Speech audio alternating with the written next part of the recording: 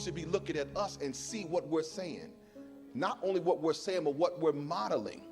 Now, the reason why I begin to deal with this message is because I knew that if we don't deal with it, then we're going to get caught off guard. And that's what I saw. That's what I see happening. Now we are listening to the world's rhetoric about how we ought to treat our brother and who's who and how we should love folk. And we're getting that from the world instead of from the word. It is our job as preachers to touch the issues of the day. We shouldn't run from the issues of the day because your people are entangled in the issues of the day. Teach on it, my people will get involved in it. It's my job as a preacher to make sure they get it rightly divided so they don't get deceived.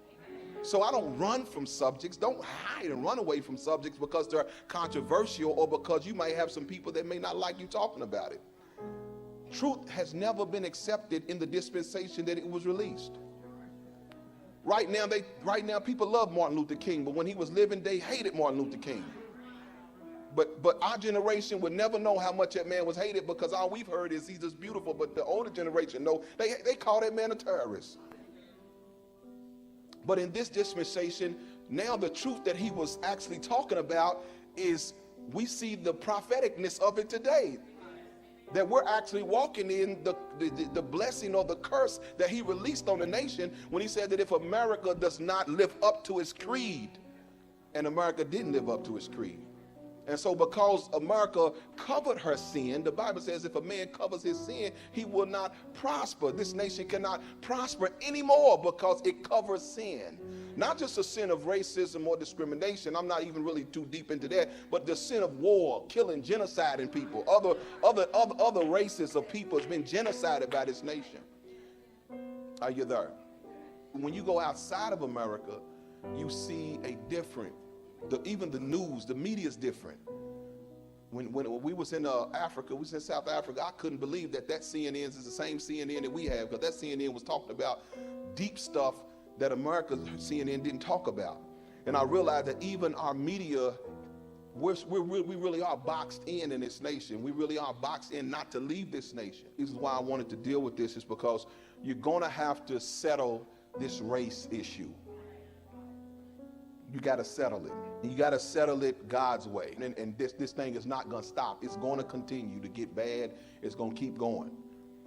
Part of this is God allowing it. All turmoil is not the devil. Some shaking is God. Because what God is doing is exposing a hidden hand that's been maneuvering and manipulating, and he's exposing it so we can see who the real enemy is. This is what God is doing in this hour. He's birthing a nation. That all of this stuff that's happening, it's a means to all of this mess. It's something coming. And so one thing you have to learn about our God is that God doesn't forget anything. Everything will balance. Whatever a man sowed, that shall he also reap. God does not overlook wrong. Everybody has an account. Because we have wanted to go along to get along and skim over the wrong, we think that because we forgot about it, God forgot about it, but he hasn't forgot about it. And that's why this turmoil is happening, because God did not forget about 400 years of oppression. I know we don't want to talk about it because it makes folks uncomfortable, but at some point we're going to have to realize that this nation is being judged. And it's being judged for the labor, for the wages of the laborers that did not get paid. Ain't it mighty funny how everybody can get restitution, but we're told don't worry about it. So we ain't worried about it, but God is worried about it. And that's why he's exposing the hand, because he's worried about it. God didn't forget those 400 years. America forgot about it, but God didn't forget about it. They forgot about it so much they revised history, didn't even put it in a book. Right now in Texas, they're taking the word slavery out of the textbooks so that the people cannot see that word anymore. Their children won't know, the next generation won't even know what slavery was. They changing the word slavery to immigrant workers. Ain't that something?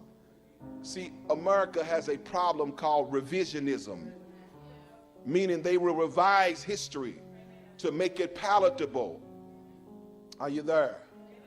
Then when we see, and then the problem is, it's because we didn't know history when Afro, so-called African, Negro, I don't know what we are today, black, whatever, when we actually begin to find out the truth, we become radicalized based upon the lies we were told. If you would have told me, I would have been angry, but I might have been okay because at least you told me. But when these young black men are finding out that, you know, this is what happened, we find out about COINTELPRO, we find out about Black Wall Street, we find out about things that was going on in our history that nobody told us about. It almost radicalizes people because of the lies. Then, if you can't do for yourself what the white man is doing for himself, don't say you're equal with the white man. That's right. If you can't set up a factory like he sets up a factory, don't talk that old equality talk. Who are you? You don't know. Don't tell me Negro, that's nothing. What were you before the white man named you a Negro? And where were you? And what did you have? What was yours? What language did you speak then? What was your name? It couldn't have been Smith or Jones or Bunch or Powell. That wasn't your name. They don't have those kind of names where you and I came from. No, what was your name? And why don't you now know what your name was then? Where did it go? Where did you lose it? Who took it? And how did he take it? What tongue did you speak? How did the man take your tongue? Where is your history? How did the man wipe out your history? What did the man do to make you as dumb as you are? Proof. I swear to tell the truth and nothing but the whole truth. Not the proof.